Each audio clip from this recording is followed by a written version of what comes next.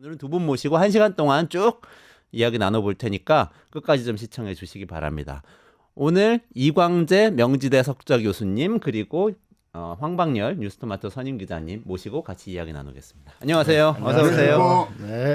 새해 복 많이 받으십시오라고 이야기하려고 했더니 이게 새해가 온 건지 아닌 건지 정말 어지러운 상황입니다. 새해 벽도 어떻게 보내고 계세요? 저는 새해가 온지도 몰랐어요. 벌써 이게 12월 3일 지난 지 한 달 지났더라고요. 그러네요.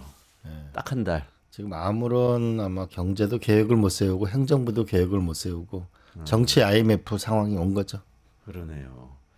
저는 가끔 한남동 관저 앞에 그 집회하는 데를 가는데요. 사실 그 아침에 일어날 때마다 이게 오늘은 공수처에서 체포를 집행하나 그 뉴스만 보고 있습니다. 정치 IMF라는 말씀이 너무 딱 꽂히는데 IMF는 우리나라가 국가 부도가 난 거였잖아요. 네. 정치 IMF면 정치 체제가 부도난 겁니까? 그렇죠. 왜냐하면 헌법 질서를 완전히 유린한 거잖아요. 군대를 동원해서 결국 국회에 체포하라. 실탄을 저는 5만 발을 지급했다는데 저는 아주 경악을 금할 수가 없어요. 실탄 5만 발. 네. 그리고 더 큰 문제는 이게 주식시장에서 벌써 200조가 증발해 버렸거든요.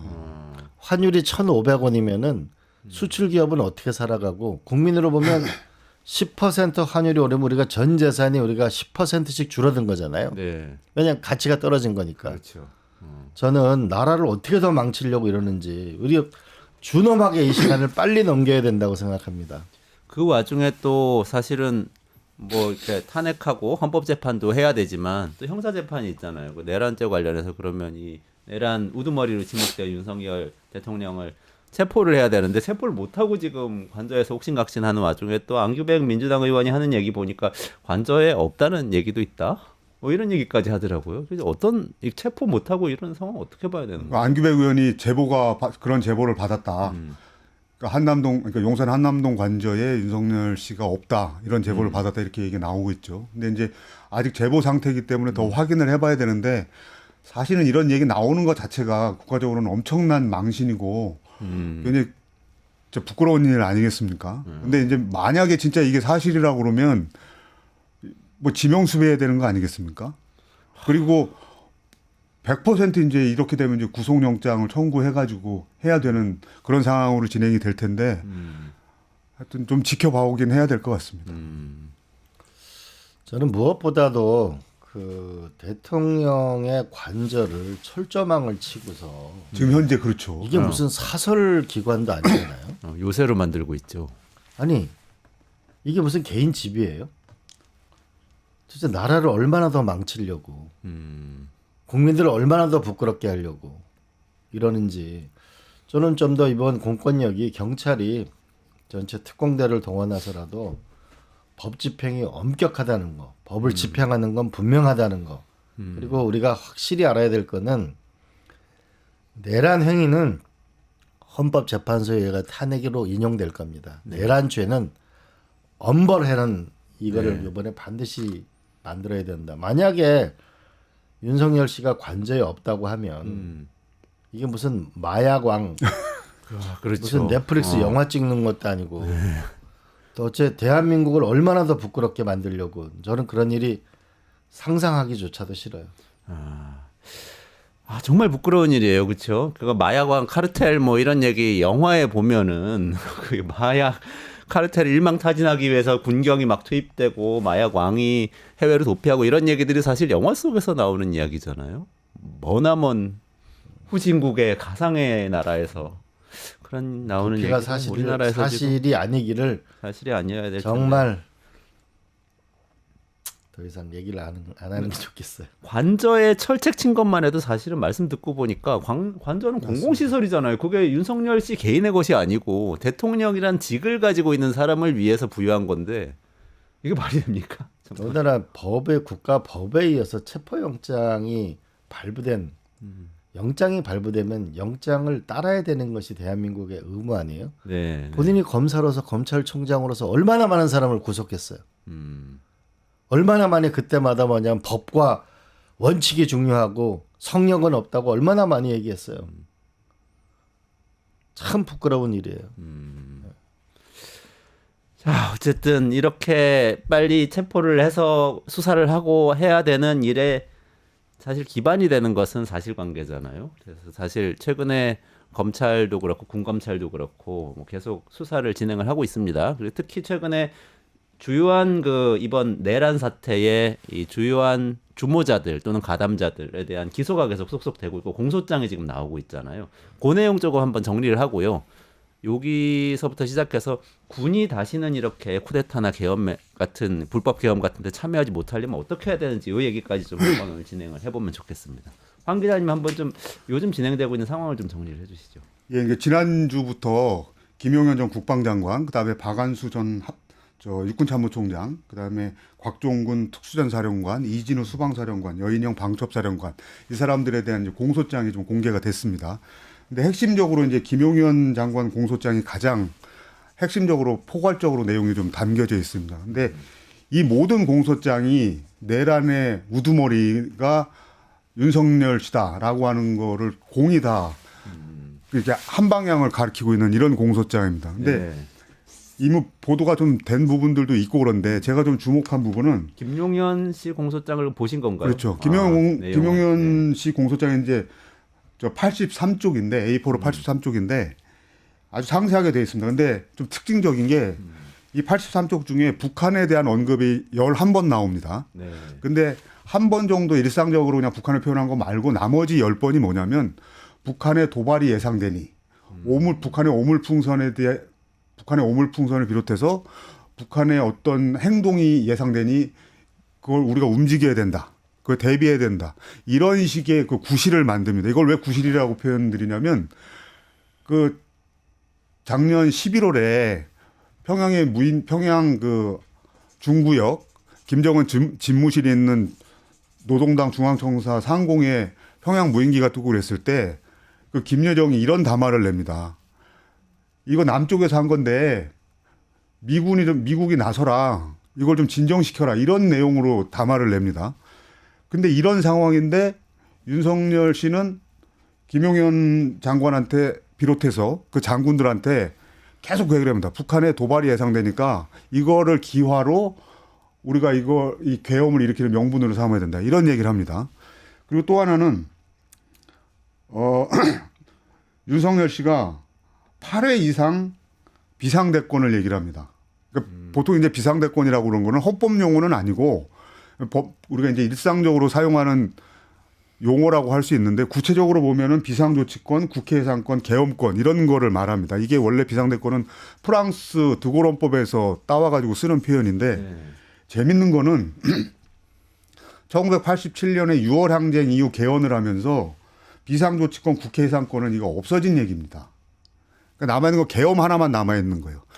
근데 용어를 윤석열 씨는 계속해서 헌법상 대통령이 가지고 있는 비상대권, 비상조치권, 국회 예산권 이런 거를 활용해서 이 국면을 정치적 위기를 해결해야 된다. 막 이런 표현을 계속 씁니다.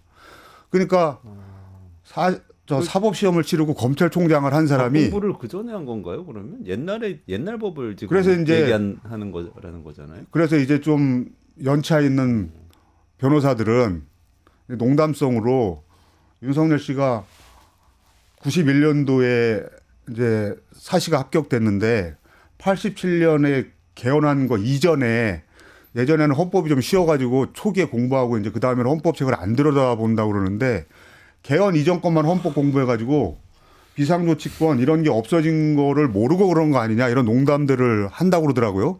근데 공소장을 보니까 이게 실제로 농담이 아니고 맞는 얘기 같아요. 이미 없어진 걸 용어를 가지고 비상조치권, 국회 예산권, 비상대권 이런 걸 운운하면서 지금 한 겁니다. 근데 김용현 국방장관도 같은 표현을 써요. 대통령이 가지고 있는 비상대권, 비상조치권을 가지고 이 국면을 해결해야 된다고 장군들을 설득합니다. 그래서 이제 이런 부분이 굉장히 특징적이고 그다음에 그 박안수 육군참모총장 같은 경우에는 그 국회에 나와서는 이제 계엄사령관 역할을 잠깐 맡았던 사람이죠. 자기는 뭐 아주 소극적으로 시키는 것만 한 것처럼 이렇게 돼 있는데 텔레비전 보고 다 알았다고 했잖아요. 근데 이 박한수 총장의 그 공소장을 보면 계엄이 국회에서 표결로 해제가 됐는데 계엄사령부 조직을 꾸립니다. 2실8처 뭐 이런 거를 만드는 작업을 합니다. 해제 의결 됐는데 다음에요? 뒤에. 그러니까 그냥 관성적으로 이거를 진행했다. 이미 진행된 상황이니까 이렇게 보기는 어려울 것 같아요. 뭔가 그러네요. 지금 이제 그 뒤에도 윤석열 씨가 국회에서 표결이 되든 어쩌든 간에 제2, 제3의 계엄을 내가 하면 된다 이런 그 발언이- 주장을 했다는 게 나오지 않았습니까? 네네.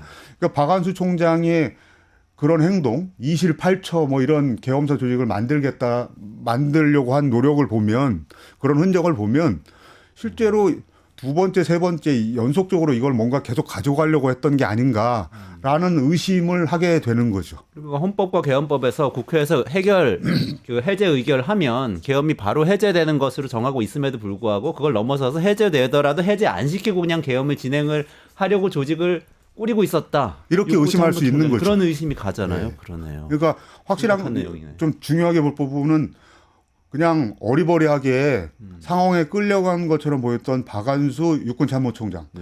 그러니까 계엄사령관을 잠깐 맡았던 사람의 역할도 그냥 우리가 이제 국회 국방이나 법사위에서 어리버리했던 그 모습으로만 보면 안 될 것 같다. 이 부분도 굉장히 중요하게 계속 파헤쳐야 될 부분이다 이런 생각을 좀 하게 됩니다. 육군 참모총장이면 육군 대장 아닙니까? 별 4개고 우리나라에서 사실 뭐 군에선 2인자인 거죠. 합참의장 다음에 그런 사람인데 이렇게 아주 스무스하게 내란에 협조를 한다는 게 이게 민주화된 군에서 있을 수 있는 일입니까? 저는 이번에 많이 놀란 게 실탄을 몇만 발을 줬다는 게 너무 놀랐고 또 하나 영상 보니까 선관위도 헌법기관인데 네. 거기에 권총 찬 사람들이 엘리베이터 안에 영상 CCTV에 잡힌 거 보고 정말 충격을 받았어요. 그래서 우리는 이번에 그 계엄을 과연 대통령한테 줄 것인지 네. 아니면 국회가 이번에 밥값을 했잖아요. 네. 계엄 해제. 그러면 뭔가 사전 동의제를 할 것인지를 분명하게 해야 되고 과거에는 계엄에 대해서 그 국무회의가 의결이었는데 지금 심의로 바뀌었거든요. 그 과거 쿠데타 이후에. 그 요 부분도 어떻게 할 것인가를 해야 될 것 같고 또 하나는 이번에 김용현이 계속 항명죄로 군인들을 압박했거든요. 네. 그래서 부당한 내란 같은 데는 항명죄에 적용을 받지 아니한다라고 해야 우리 군인들이 자유롭게 이런 불법한 명령에 거부할 수 있잖아요. 항명죄를 제외하는 거. 또 하나는 특정 고등학교가 이 구테타를 일으킬 수 있는 요직에 다 갈 수 있는 이런 인사 시스템 자체가 문제가 있는 거 아닌가. 네. 마지막으로는 이게 검사는 이렇잖아요. 검사와 잠재적 피의자. 그죠? 군인들은 사람들을 아와 피아의 구별이 그렇죠. 아군과 큰- 적군. 예, 근데 이게 용산이라는 곳에 한 곳에 뭐냐면 대통령과 군인들이 같이 있는 거는 매우 위험하다. 아. 그래서 어차피 이번에 용산 기지를 이전이 불가피해 보입니다. 용산은 네, 대통령실. 대통령실은 차제에 대통령실의 위치도 이번에 법으로 정하고 어차피 이젠 떠나야 되니까 그리고 군인들하고는 다시 뭐냐면 정상적으로 해서 시스템 자체를 이번에 정비를 해야 되겠다. 근데 더 분명한 거는 이번에 자전 불법 계엄은 상상조차가 범죄가 된다는 걸 우리가 단호하게 이번에 만들어야 된다라고 저는 정말 우리가 좀 마음을 단단히 먹어야 된다고 생각해요. 지금 수방사령관하고 특전사령관 전직 이 내란에 가담했던 그 사람들도 다 기소가 됐잖아요. 그 사람들 구속 기소돼 있죠. 다 구속 기소된 거죠. 그 사람들 기소하면서 나온 내용 중에도 이 사람들이 국회에서 증언한 것보다 훨씬 적극적으로 가담한 걸로 돼 있는 거죠. 그러니까 김용현 장관 공소장이 거의 포괄적으로 다 들어가 있습니다. 다 집중돼 들어가 있습니다. 그래서 지금 우리가 이제 언론을 통해서 그러니까 국회 국방이나 법사위에 그 이진우 수방사령관, 뭐 곽종근 특전사령관 등이 나와서 한 얘기가 실제로 좀 더 풍부하게 이제 설명이 돼 있습니다. 근데 이제 곽종근 특전사령관 같은 경우는 굉장히 본인 엄호하듯이 자기 방어를 많이 했는데 테이저건을 사용하자 국회 들어갔을 때 국회의원들 체포할 때 이제 근데 오히려 그것만은 박한수 육군 참모총장, 계엄사령관이 막았다. 뭐 이런 정도 내용은 있습니다. 야, 그렇군요. 그리고 어쨌든 지금 그 뭐 사령관들이 다 별 3개잖아요. 그렇죠. 스타. 그러면은 하여튼 우리나라에 별 3개 달고 있는 중장들, 그리고 육군 참모총장 별 4개 달고 있는 대장, 이 사람들 어쨌든 민주화된 군대에서 다 승진해서 꼭 뭐 여당이고 야당이고 계속 우리 대통령도 바뀌었잖아요. 바뀐 여러 정당의 대통령이 달아주는 별을 달고 거기까지 올라갔는데 윤석열 씨 개인을 위해서 지금 총칼을 국회에다 들이대는 그런 행동을 한 거 아닙니까? 저 예전에 이광재 교수님은 노무현 전 대통령하고 일하셨었잖아요. 네. 어떻게 보세요? 그러니까 노무현 대통령 전 조금 생각이 나는 게 군과 관련된 연설했던 게 몇 개 기억이 나요. 인상적으로 봤던 게 몇 개 기억이 나는데 그때에 갖고 계셨던 그 군에 대한 어떤 관 이것하고 지금 벌어진 상황하고 비교해서 좀 말씀해 주시면 좋겠습니다. 그 군대가 뭐냐면 그 역할이 없도록 만드는 거. 그래서 평안한 나라를 만드는 게 대통령의 역할이다. 이런 말씀을 많이 하셨잖아요. 네네. 그리고 또 하나는 그 대통령이 되었을 때 그때 기무사령관을 그 불렀습니다. 그래가지고 군대 내에 우리가 육군하고 그 너무 많이 인사 관련 투서가 제일 많이 들어오는 게 군하고 경찰이더라고요. 제가 청와대 국정상황실장 하는데 깜짝 놀랐어요. 아니 나라를 지키는 군대하고 치안을 책임지는 여기서 왜 이렇게 투서가 많이 들어오는가. 그러니까 뭐 누구는 무슨 문제가 있고 그래서 별을 못 단다 이런 얘기예요. 그러니까 노 대통령이 굉장히 화를 내시더라고요. 서로 이게 험담을 하는 건가요? 그렇죠. 서로. 이 무슨 이런 나라가 다 있냐. 그렇게 해가지고 당시 뭐 전체 뭐냐면 그 특수한 방법을 사용하여 이 군대 내에 이 일제 우리가 한번 정비를 한번 한 적이 있었어요. 그러니까 특정한 파벌을 만든다거나, 그다음에 선후배 사이가 있다거나, 뭐 이래서 한번 인사 문제를 한번 정비를 한 적이 있었는데, 저는 이건 주기적으로 이 군 전체에 대해서 우리가 너무 육군 중심으로 가고 있거든요. 우리 육군, 해군, 우리 공군 이 함께 뭐냐면 서로 그 국가 전력을 위해서 함께 노력하는 이런 시스템을 만들고 한편으로는 항상 권력을 갖고 있는 것에 대한 항상 견제를 해야 된다. 아주 인상적이었어요. 저는 그렇게 많이 그 군에서 경찰에서 이렇게 많은 투서가 들어오는 거 보고 저는 깜짝 놀랐어요. 그래서 노 대통령 대노한 적이 있었어요. 노 대통령 그 연설이 혹시 영상이 있나요? 영상 있으면 잠깐 보시고 이야기 또 나누시죠. 나는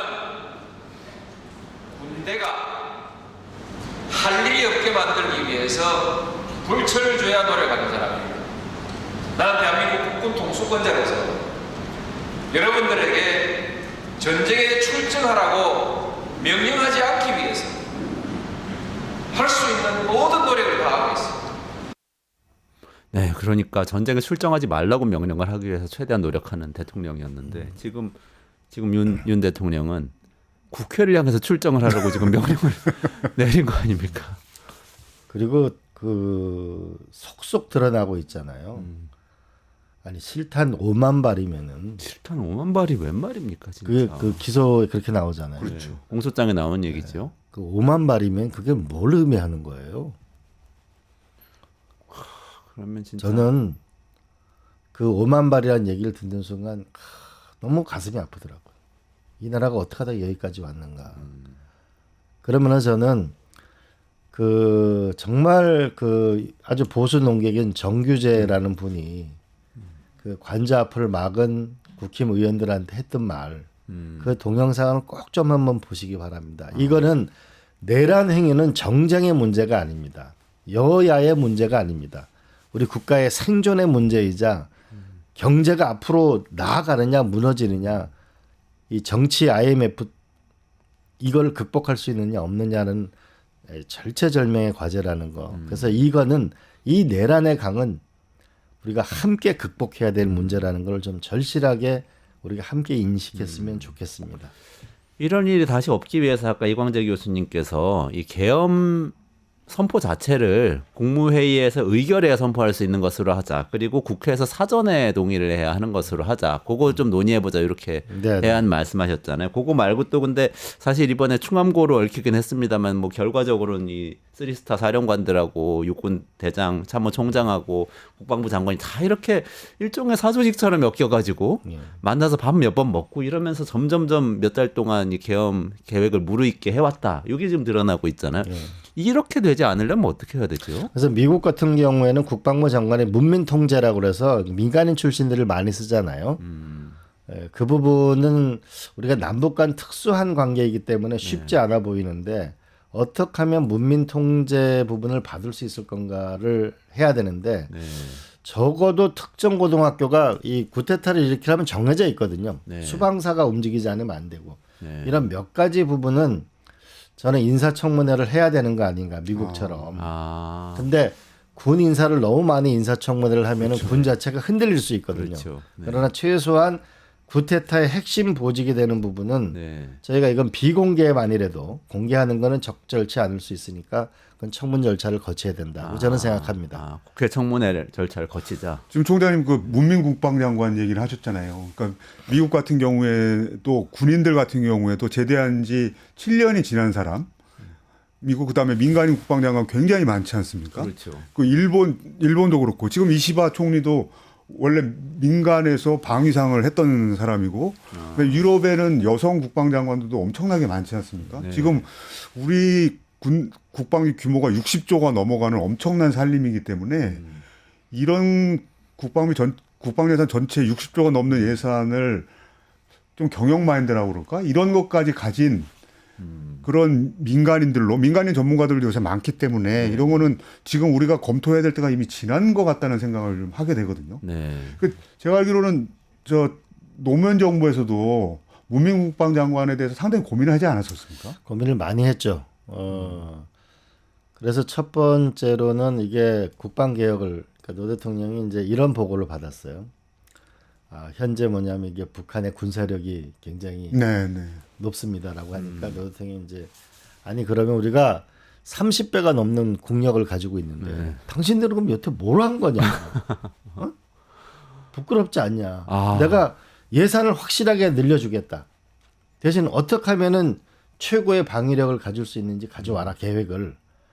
그렇게 해서 시작된 것이 이제 오늘날 평택 미군기지가 세계 최강의 미군기지가 생긴 거고 제주 해군기지까지 만들어지게 됐는데 그것도 잘 안 돼서 해군 출신을 결국은 국방부 장관을 시켰던 것이죠. 윤광웅. 그렇게 해서 우리가 결국은 앞으로는 우크라이나 이 전쟁을 보게 되면 최첨단 전쟁이고 이 전력 양상이 달라지고 있잖아요. 이런 면에서 우리 차제에 전체적인 국방 시스템을 바꿀 필요도 있어 보여요. 이번에 일론 머스크가 얘기하는 거 보면은 우리가 큰 항공모함에 F-35 70대씩 할 필요가 없다. 비행기 한 대에 무인기가 함께 운영하는 이런 걸로 해서 예산은 떨어뜨리고 그 공군력은 강화시키는 이런 면에서 우리가 패러다임 자체를 달리하는 문민 통제. 그다음에 아까 우리 방광일 국장님 얘기하셨던 황방열 국장님 그러니까 예산을 줄이면서 최정예를 만드는 것. 이것도 함께 노력을 해봐야 될 문제라고 봅니다. 그러니까 노무현 대통령 때에 그 문민화까지는 아니라도 국방장관을 해군 출신을 임명하는 정도까지 당시로서는 이제 한번 뭐 너무 순혈주의로 가지 않게 만들자까지 해보신 거군요. 그렇죠. 그럼 그 다음 단계로는 제 기억에 장영달 의원 이제 지금은 이제 국회는 아니시지만 그분이 이제 국방위원을 오래 하셔가지고. 문민 장관 후보들이라고 그래서 당시 청와대에서 문민 국방장관에 대해서 고민이 많다 그러면서 언론에서 하마평 기사로 그래서 장영달 그 당시 국방위원장 등등 해서 여러분들을 이렇게 하마평 기사를 쓰고 했던 기억이 납니다. 저는 이제 앞으로는 그 우리가 군의 경험이 없으면은 군 내부를 통솔하기는 쉽지 않아 보이고 군 출신 중에 외부에 나가 있거나 아니면 국회의원의 전문성을 갖고 있는 분들, 이런 분들이 하는 것도 저는 이제 그런 시기가 와야 되는 거 아닌가 싶습니다. 그렇게 생각해 보면은 김용현 경호처장이 국방부 장관으로 가는 순간에 굉장히 어떤 의도가 있을 수 있다는 거를 굉장히 경각심을 갖고 봤어야 되는 그런 상황이었네요. 그렇죠. 뭐 그리고 뒤늦은 그 이야기입니다만. 박종준 경호처장은 우리 박수현 대변인하고 그 총선에서 총선을 2번이나 출마했다 낙선한 사람이에요. 네네. 그러면은 정치인 출신이 경호처장으로 간다는 거는 이건 매우 위험한 일이거든요. 사실. 그러네요. 어떻게 보면 경호 업무라고 하는 거는 굉장히 이 기능적인 업무라고 볼 수 있잖아요. 그러니까 미국 같은 경우는 대통령 경호가 과거에는 재무부에 소속돼 있었거든요. 네, 네, 아. 네. 왜냐하면 과거 우리 서부 영화 보게 되면은 돈을 이제 그 안전하게 해야 되니까 그게 제일 중요하니까 재무부 소속으로 우리가 그 대통령 경호팀이 움직이기도 했는데 우리도 차제에 뭐냐면 경호처 자체도 이번 기회에 보면은 뭔가 근본적으로 시스템을 달리 짤 때가 왔다고 봐집니다. 아, 그러네요. 이번에도 보니까 윤석열 씨를 체포하러 간 이 공수처와 경찰을 경호처가 막아서고 거기에 대해서 또 이 출석 경호처장한테 출석을 요구하니까 출석을 또 거부를 하고 또 경호처장은 개인적으로 또 성명서를 발표하고 이런 행동을 했지 않습니까? 이런 것들은 부적절하죠. 있을 수 없는 일이죠, 사실. 어떻게 보십니까? 아니, 공권력에 대한 정면 도전이라고 봐야죠. 아니 영장을 집행하러 갔는데 거기에 대해서 요새를 짓고 성명서를 내고 이거는 있을 수 없는 일이다. 법원의 영장이 불법 논란이 있다. 그러면서 피했어요. 성명서에서는. 그렇게 본인이- 얘기할 수 있는 건가요? 본인이 신분이 기본적으로 행정부 공무원입니다. 이 사람은. 네. 근데 자기가 마치 사법부인 것처럼 얘기를 하는 아, 거죠. 그렇죠. 그 편법 위법 논란이 있다. 영장이. 그건 변호사가 얘기하면 되는 문제입니다. 네. 그리고 그거는 일단 법원에서 적법하게 발부된 영장이면 일단 따라야죠. 그 다음에 체포 적부심 이런 거를 신청해가지고 윤석열 씨 본인이 또는 그 변호인이 그 법률적인 걸 대행하면 되는 거지. 이거는 경호처장 행정부 공무원이 나설 문제가 아닌 거죠. 그리고 이 문제는 우리가 진보 보수를 떠나서 국제사회가 우리가 수출해서 먹고 사는 나라고 또 하나는 그 미중일로의 강대국 사이에 있는 나라잖아요. 그러면은 이 다른 외국인들이 한국을 어떻게 볼 것인가? 우리가 외국 영화나 외국 영화가 아니고 외국에서 보면 공권력 집회 굉장히 엄격하잖아요. 하나는 삼권 분립이 살아있는 나라인가 아닌가? 또 하나는 그 나라 법 집행이 분명한가 아닌가? 그게 외국인이 볼 때는 척도이잖아요. 그러니까 미국의 발표도 보면은 민주주의와 법 질서 이걸 강조하는 거 아닙니까? 그래서 이거는 좀 우리가 그 진짜 진보 보수를 떠나서 이건 단호한 우리의 함께 해야 될 원칙이다. 이렇게 생각했으면 좋겠고 이번 차제에 이 상급자 상관들 같은 경우에는 단호하게 우리가 해야 되고 밑에 사병들이나 이 사람들한테 피해가 가지 않도록 또 그분들은 용기를 가지고 이 상황에 함께 대처해 나갔으면 좋겠습니다. 지난번 국회에 결국 군인들이 들어왔을 때도 우리 젊은 군인들이 이걸 슬기롭게 헤쳐나갔잖아요. 네. 이 상황도 마찬가지라고 봅니다. 우리 경호처 저도 청와대에 있었는데 경호처 식구들도 우리도 함께 이 위기를 넘기는 주인공이 됐으면 좋겠습니다.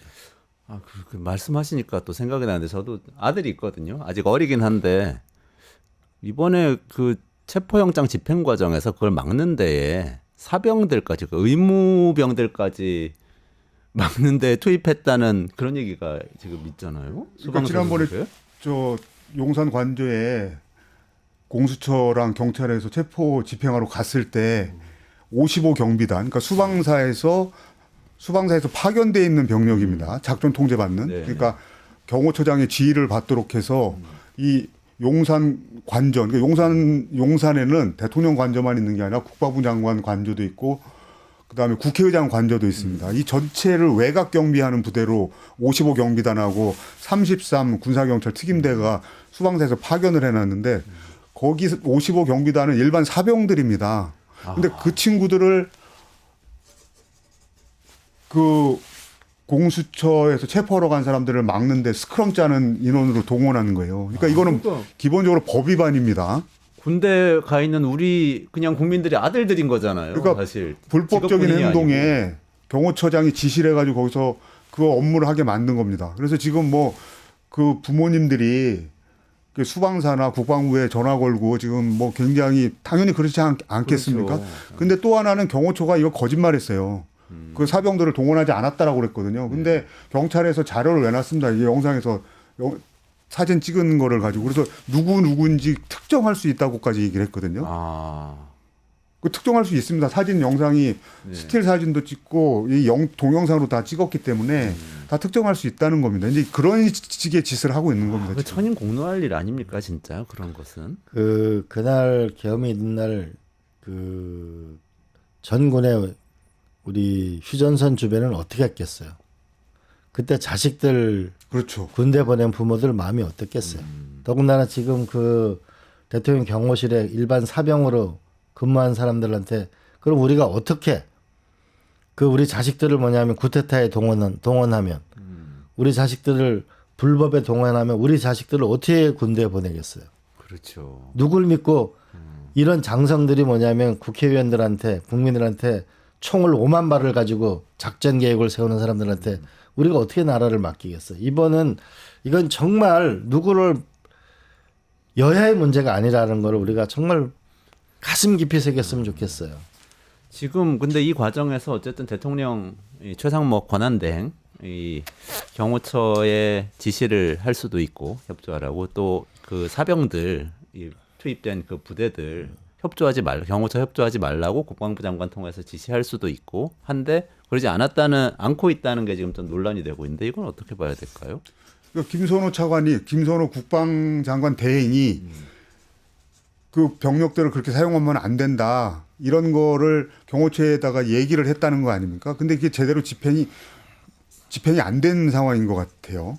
그러니까 미리 그 얘기를 했다는데 요청을 했다고 그러는데 경호처에서 그거를 따르지 않은 것 같습니다. 그러니까 현장에 그 55 경비단의 일반 사병이 등장을 한 건데 오히려 지금 문제가 되는 건 최상목 대행이 거꾸로 경호처 쪽에서 경찰 파견 윤석열 씨를 경호하기 위해서 인원이 부족하니까 경찰을 파견해 달라는 요청을 한 거를 오히려 경찰에다 얘기를 했다는 거 아닙니까? 근데 지금 경찰청장 직무대행이 그거를 거부했다라고 얘기가 나오고 있는데 오히려 지금 지난번 방송에서 저희가 최상목 대행이 이거는 가닥을 잡아줘야 된다. 체포영장 집행에 응하도록 경호처에 지시를 해야 된다고 하는데 오히려 거꾸로 모습을 보이는 행태인 거죠. 지금 민주당에서 최상목 대행을 고발한 것도 그런 부분이 크게 작용을 한 건데 이 부분은 이번에 체포영장을 또 집행을 할 텐데 이 과정에서도 굉장히 주의 깊게 봐야 될 대목입니다. 아 그러네요. 이광재 교수님은 어떻게 보고 계세요? 저는 최상목 대행이 행정부의 일원이라는 거 우리가 삼권 분립이라는 걸 명확하게 인식해서 행정부의 일원이면 법원이 영장을 발부하면 그것이 집행되도록 강력한 지시를 내리고 그것이 안 되면 본인 책임이에요. 그렇잖아요. 그러네요. 삼권 분립 국가에 살고 있다는 걸 명확하게 했으면 좋겠어요. 그리고 최상목 대행이 계속 말로 경제 얘기하는데 경제 문제를 해결하려면 빨리 헌법재판소가 9명으로 정상 가동돼야 되는 거고 네. 내란 행위는 헌법재판소에서 탄핵으로 인용될 것이고 내란 죄는 결국 형법에 의해 가지고 중형을 받게 해야 된다. 네. 그래서 행정부의 일원이라는 것 정치를 하지 말고 법과 원칙을 분명히 지키는 행정부의 일원이 되는 것이 국민에 대한 예의다라고 저는 생각합니다. 아 맞습니다. 그러네요. 행정부의 일원이라면 입법부와 사법부가 결정한 것을 집행을 하는 책임자인 거지 않습니까? 그렇죠. 삼권분립 체제. 근데 자꾸 자기가 그 판단을 뒤집으려고 하면 안 되는 것이죠. 그렇죠. 그리고 저 경제 중요하다고 생각해요. 아니 지금 주식시장에 지금 200조가 증발해버리면 200조가 누구 돈이에요? 우리가 환율이 1,500원 되면 지금 모든 우리나라 기업들이 지금 초비상 상태잖아요. 그러면 이게 경제를 살리려면 여야가 마음을 모아야 돼. 이제 빨리 탄핵의 문제는 여야의 문제를 떠납시다. 내란은 끝냅시다. 그리고 경제를 살립시다라고 해야 되는 거 아닌가요? 그러네요. 당연히 그래야 되는데 그리고 말씀하신 그 내란죄가 뭐 헌법재판의 대상이냐 아니냐 이 문제도 사실은 문제가 될 거는 아니라는 말씀이시네요. 동시에 이번에 검찰이 저는 큰 일을 했다고 저는 생각해요. 네. 김용현과 주요 장관들에 대해서 명백하게 내란죄다라고 기소를 했다는 점은 저는 잘했다고 봅니다. 그리고 다 줄줄이 구속됐잖아요. 네. 그럼 결국은 그것은 내란죄는 성립하는 것이잖아요. 그렇죠. 네. 그죠? 그거는 형법의 논리로 가는 것이고 아마 3심까지 가려면 시간이 걸리겠죠. 그렇겠죠. 그러나 헌법재판은 네. 유연 문제 이거는 단순해요. 한동훈 대표가 불법 계엄이 발표될 때 뭐라고 그랬습니까? 반헌법적이다. 네, 그랬죠. 반헌법적인 거는 헌법재판소에서 다루는 것이죠. 네. 그것만 가지고도 대통령 파면 될 수 있다 이렇게 보시는 거죠. 그렇죠. 국회에 12.12 때 판결도 보더라도 국회에 와가지고 국회 창문을 부수고 와가지고 국회의원을 체포 계획을 세우고 그거 자체가 이미 명백한 위헌이라고 봐야죠. 네. 그런데 헌법을 다투는 거는 다른 차원이다. 요 지금 그 여야의 대응 잠깐만 말씀하시고 그 다음에 트럼프 취임에 대해서 말씀 나누면 좋겠습니다. 자, 그럼 이제 제가 그 여당과 국회 이 관계에 대해서 좀 여쭤보고 싶은데 일단 지금 국회에서는 우원식 국회의장은 계속해서 말씀하신 대로 입법부로서의 행동을 계속 하는 것 같아요. 이 최상목 대행은 헌법재판관 더 임명을 하고 권한쟁의 심판도 제기하고 이렇게 하고 있는데 또 국회 일원이라고 할 수 있는 국민의힘 여당인데요. 여기서는 지금 관저에 가서 윤석열 대통령을 지키는 듯한 모습을 보이기도 하고 탄핵에 반대하는 모습도 보이는 것 같기도 하고 이거 좀 혼란스러운 것 같아요. 그러면서 당론은 또 뭐 불분명해요. 이게 내란이라는 건지 아니라는 건지 이런 국민의힘의 상황 이거 어떻게 보세요? 그 김민수 대변인이라는 사람이 윤석열 씨의 계엄이 뭐 인천 상륙 작전 같은 거다. 뭐 이런 말을 했다고 그래서 그 자진 사퇴인가 뭐 잘랐나 뭐 이렇게 해서 하여튼 물러났습니다. 그 사람을 지금 국민의힘 태도를 보면 그 김민수 대변인이라는 사람을 자른 이유를 저는 모르겠어요. 똑같이 그 당의 의원 45명 무려 45명이나 108명 있는 의원 108명의 의원을 가진 당에서 45명이 윤석열 씨 관저 앞에 가서 체포영장 집행을 막겠다고 그 도열에 있지 않았습니까? 그랬었죠. 그리고 저 권영세 그 비대위원장하고 권성동 원내대표 이 다 검사 출신인데 지금 뭐 당 차원에서 당 지도부는 윤석열 씨 관저에 가면 안 된다고 말만 하지만 실제로 내용적으로 똑같지 않습니까? 네. 근데 그렇게 하면서 대변인은 이런저런 발언을 실수했다고 해서 물러나게 합니다. 그러니까 이렇게 눈 가리고 아웅하는 이런 짓을 하고 있지만 이거는 너무 뻔하게 드러나는 겁니다. 그냥 일단은 방어를 하면서 시간을 벌겠다라는 거잖아요. 윤석열 씨 방어하면서 시간을 벌겠다. 그러면서 정치적인 이제 전국 반전을 꾀하는 그런 행태를 보이거든요. 아까 저 이광재 총장님께서 지금 이 문제는 정쟁의 문제가 아니다. 이게 기본적인 그걸 가지고 접근해야 된다고 말씀하셨는데 끊임없이 지금 이 군사 쿠데타 내란을 정쟁화시키면서 정적인 돌파구를 찾으려고 하는 모습이다. 근데 이건 너무 국민들이 뻔하게 다 아는 내용이다 이렇게 생각을 합니다. 저는 국민과의 의리를 지키는 것은 빨리 이 불법 계엄에 대해서는 탄핵하고 빨리 끝내는 게 네. 국민과의 의리를 지키는 거다. 네. 그리고 정말 그 경제 안보가 중요하잖아요. 그러면 저는 민주당이나 우원식 의장께서 외국에서 볼 때 한국의 경제 부분에 대해서 저는 일종의 자문기구를 만들어서 이창용 총재나 네네. 우리 김현종 우리 전 본부장은 한미 FTA, 네네네. 그죠? 김종훈은 또 다른 정권에서의 한미 그렇죠. FTA를 달았고, 그다음에 유진 우리 정경련 회장은 미국과의 긴밀한 관계가 있고, 네. 최태원 회장이나 이런 경제인들과 그 관료 출신들을 모아서 우리가 비공개 회의를 하고 대책을 수립한다라고 하는 이런 메시지가 국민들도 안심이 되지 않을까요? 또 하나는 이 트럼프 대통령 취임식에 이제 제가 이 민주당도 반드시 가야 된다 그런 이번에 네네네. 같이 가게 됐는데 네.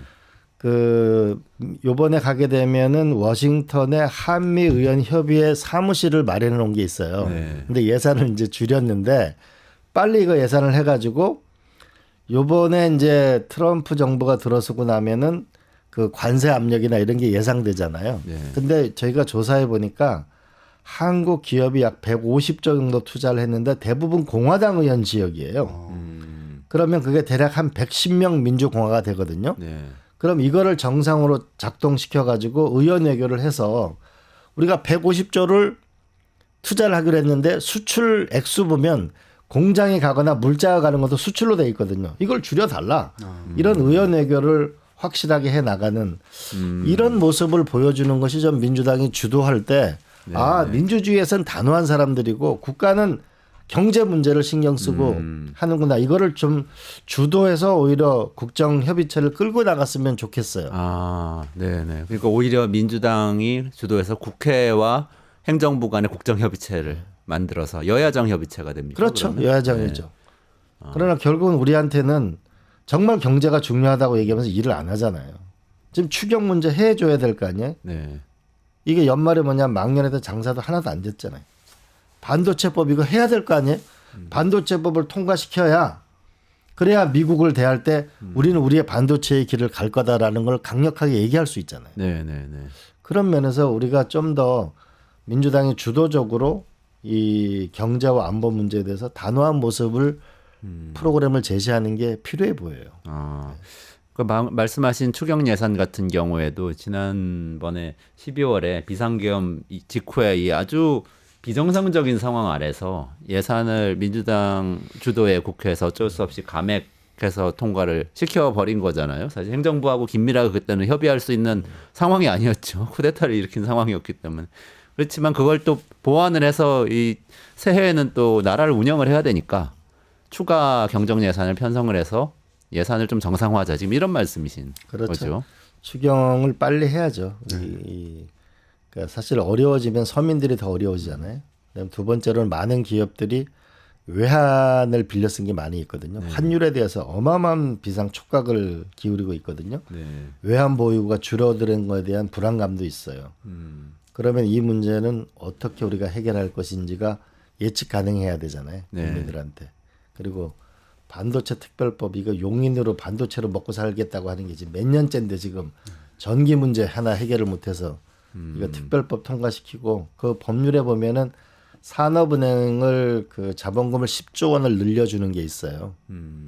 예, 그런 부분을 해서 금융을 좀 더 강화시켜서 안전망 같은 걸 만들고 공격적인 투자가 되도록 하는 것까지 같이 좀 민주당이 주도적으로 만들 필요가 있다고 봐요. 지금 상정돼 있는 상정돼 법안인가요? 있죠. 지금 예. 산업은행 자본 확충 예, 거기 이제 관련된 반도체를 키워 나가려면 그 반도체 특별법도 있고 또 하나는 전력망도 있고 네. 그 안에 보면 산업은행의 자본금이 현재 30조 원인데 10조 원 늘리는 게 돼 있어요. 네. 그러면은 보통 곱하기 10이니까 100조 원 정도를 추가 동원할 수 있거든요. 차제에 그런 산업은행 그다음에 우리가 IBK 같은 거 중소기업 은행 같은 경우도 자본금을 늘려줘서 좀 더 우리가 여러분 안심하고 기업 활동을 하십시오라고 하는 이런 메시지를 확실하게 줄 필요가 있지 않을까 싶어요. 아, 그러니까 지금 탄핵과 내란 수사 요거는 강력하게 대처해 나가더라도 요 경제와 관련된 부분들은 예산과 법안을 통과시켜 가면서 행정부를 오히려 국회가 끌고 가서 나라를 운영을 해가자 이런 말씀이시네요. 그렇죠. 저는 민주당이 이걸 주도적으로 국가에 대한 좋은 계획이 있으면 반대할 이유가 없잖아요. 그렇죠. 네. 알겠습니다. 여기까지 일단 우리 이 지금 내란 전국에서 군인들이 어떻게 하면은 다시는 이런 일을 못하게 할 것인지 한마디만 붙여도 되나요? 네네. 지금 총장님께서 이제 큰 부분 얘기를 하셨는데 저는 이번 사건 보면서 굉장히 인상적인 장면이 707 특임대장이 국회 앞에 가가지고 이제 울면서 맞아요. 기자회견하는 게 네. 있었지 않습니까? 그 김현태 대령이라고 굉장히 싸움 잘하게 생긴 그런 분이었는데 이분한테 기자가 이제 이런 질문을 합니다. 불법 명령인데 그걸 거부할 생각은 못했냐? 그랬더니 이분이 약간 멍한 표정으로 그런 생각을 못했다 이렇게 합니다. 대령이면은 곧 별을 달아야 되는 그렇죠. 분인데, 근데 지금 제도적으로 법률적으로 보면은 군인은 불법 부당한 지시를 거부할 수 있다. 이 규정이 없습니다. 우리 군에. 현재 군인지 및 복무에 관한 법률에 보면 군인은 직무와 관계가 없거나 법규 및 상관의 직무상 명령에 반하는 사항 또는 자신의 권한 밖의 사항에 관한 명령을 발해서는 안 된다. 그러니까 불법 명령을 하면 안 된다라는 조항은 있는데 그건 이제 상급자들일 경우겠죠. 근데 그 명령을 받는 수명하는 사람들 입장에서 그거 불법 명령을 거부할 수 있다라는 게 명시적으로 없어요. 근데 이제 미국 같은 경우는 트럼프 대통령 시절에 불법 명령을 내리니까 합참의장이 마이크 밀리 합참의장이 그걸 거부해 버립니다. 그렇죠. 근데 아무 문제가 없어요 그 사람한테. 그러니까 이번에 다시 집권하면서 그 합체무장을 뭐 손을 보려고 한다 뭐 이런 얘기가 나오는데 그거는 이제 뭐 그냥 나오는 얘기일 되고 법적으로 그 사람이 보호받고 있거든요. 그러니까 특히 하급자들 같은 경우에 이런 명령이 내려오면은 그거 거부하기가 굉장히 어렵습니다. 네. 근데 대령도 이 수준인데 만약에 의무복무로 지금 가 있는 그 55 경비단의 일반 사병들 같은 경우는 그거 어떻게 거부하겠습니까? 거부 못하죠. 그러니까 제도적으로 법률적으로 불법 부당한 지시를 거부할 수 있다. 이런 규정을 명문화하는 게 좀 필요할 것 같아요. 판례로는 다 나와 있습니다. 네. 판례로는 공무원들도 그렇고 불법 명령에 대해서는 거부할 수 있다 이렇게 돼 있습니다. 판례가. 근데 이제 이번 걸 계기로 일반 병사들, 하여튼 뭐 하급자들 그 군 병력에 대해서도 이런 걸 좀 명문화해야 될 필요가 있겠다 이런 생각을 해봅니다. 저도 뭐냐면 그 이번에 김용현 국방장관이 그 다른 그 군인들에 대해서 항명죄로 계속 압박했다는 거 아닙니까? 네, 맞아요. 그래서 이거 항명죄 부분을 분명하게 손을 봐서 손질을 해야 되겠다는 게 우리가 분명히 하나 필요하고요. 또 하나는 국민들이 정말 화나는 것 중에 하나는 국민의 70%가 탄핵은 잘못됐다고 하고 국민의힘 의원들도 계엄이 잘못됐다고 하잖아요. 네. 계엄이 잘못됐다. 네. 네? 불법 계엄이라는 거죠. 네. 근데 마치 이거 탄핵에 찬성한 의원들을 지금 거의 색출 작전을 벌여가지고 지금 거의 뭐 이렇게 하고 있잖아요. 네. 저는 국회의원들에 대한 소환 제도가 없어요. 아, 그러네요. 국회의원들 뭘 잘못하면 그만이야. 이 문제에 대해 국회의원들이 명백히 잘못했을 때 국민이 소환하는 걸 말씀하시는 소환할 거죠? 수 있는 제도도 만들어야 되고 그리고 윤리위원회가 국회의원들이 윤리위원회를 만들거든요. 네. 될 리가 없죠. 본인들에 대한 윤리위원회를 본인들이 만든다. 여야가 같이 만드니까 될 리가 없죠. A 의원이 그랬잖아, 김 의원이. 그러니까 B 의원도 그러니까 될 리가 없잖아요. 네, 그렇죠. 이거 외부위원회에 만들어 가지고 이 문제를 일으키는 사람들은 페널티를 받으면 그러면 이거는 월급을 주지 않든지 이렇게 해서 확실하게 우리가 국민과 민심과 따로 놀면 무너진다는 정치 체제를 만들어야 합니다, 이번에. 그래서 제가 정치 IMF라고 하는 거는 IMF 나고 나서 수평적 정권 교체가 일어났거든요. 그리고 또 하나는 30대 대기업 중에 17개가 문을 닫았어요. 이 국민들을 정말 화나게 하고 민주주의를 무너뜨리고 경제를 망가뜨리는 이 정치 체제에 대해서 우리가 좀 단호하게 이번에 정비를 했으면 좋겠어요. 국회의원에 대한 국민 소환제 도입하자. 이거는 또 굉장히 중요한 제안인 것 같아요. 지자체장은 지금 지자체장은 있죠. 그렇죠. 주민 소환제가 있죠. 그래서 주민 투표 해가지고 가결되면은 실제로 이제 해임되는 거죠. 굉장히 중요한 말씀인 것 같습니다. 저는 이것도 중요한 것 같아요. 지금 말씀하신 그 뭐 특임단, 뭐 사령관들부터 시작해가지고 대령들까지 전부 다 영관급 장교들, 엘리트 장교들이잖아요. 다 육사 출신들인데 육사 자체를 뭐 어떻게 하냐 이런 의미도 있어야 될 것 같지만 사실 이 교육하는 육군사관학교의 교수진이 대부분 또 육사 출신이거든요. 그래서 이게 순혈주의라는 게 그냥 단순히 어떤 고등학교 서클이 만들어진다 이런 걸 넘어서서 사실 이분들이 어떤 특정한 사고 체계 바깥으로 나갈 수가 없어요. 그래서 저는 문민화를 만약에 한다고 그러면은 군 교육도 많이 문민화를 좀 시켜주면 좋겠다. 일반 국민하고 군 장성들의 이 불법성이나 위헌성에 대한 판단하고 너무 괴리가 있으면은 이건 좀 계속 문제가 되겠다 이런 생각도 좀 저는 들더라고요. 미국에서 웨스트 포인트에 간다면 엄청난 존경을 받잖아요. 사실 그래야 되는 거잖아요. 제가 미국에 가는 비행기를 한번 탄 적이 있었는데 여군이 들어오니까 사람들이 일어서서 격리하는 사람들 꽤 있더라고요. 그러니까 사실 군대가 존경받아야 되잖아요. 자기 받아야죠. 목숨을 내걸고 결국은 그러는 거 아니에요? 그렇잖아요. 그렇죠. 그렇듯이 그게 존경을 받게 되려면 그에 상응하는 인재, 최고의 인재가 와야 되잖아요. 지금 육군사관학교 잘 안 들어가려고 그러잖아요. 근데 차제에 육군과 공군과 해군이 군의 위상도 너무 떨어져 이걸 최고의 다시 군이 될 수 있는 길도 이번에 만드는 것도 같이 해야 된다고 봐요. 이번에 특히 또 12월에 이 난리를 치는 바람에 수시에 육사 합격했다가 안 들어간 학생들이 엄청 많다고 합니다. 이게 어떻게 참 유튜브 구독하고 실시간 채팅과 댓글을 남기시면 매일매일 7000TTCO를 드립니다. 참여 방법은 통통물 어플을 다운로드하고 회원가입과 로그인을 해주세요. 마이페이지에서 나의 회원 고유 번호를 복사해주세요. 유튜브 구독 후 실시간 채팅이나 댓글창에 고유 번호를 한 번만 입력하면 준비 끝! 지금 유튜브 채팅과 댓글 쓰기 참여하고 7000TTCO 받아가세요.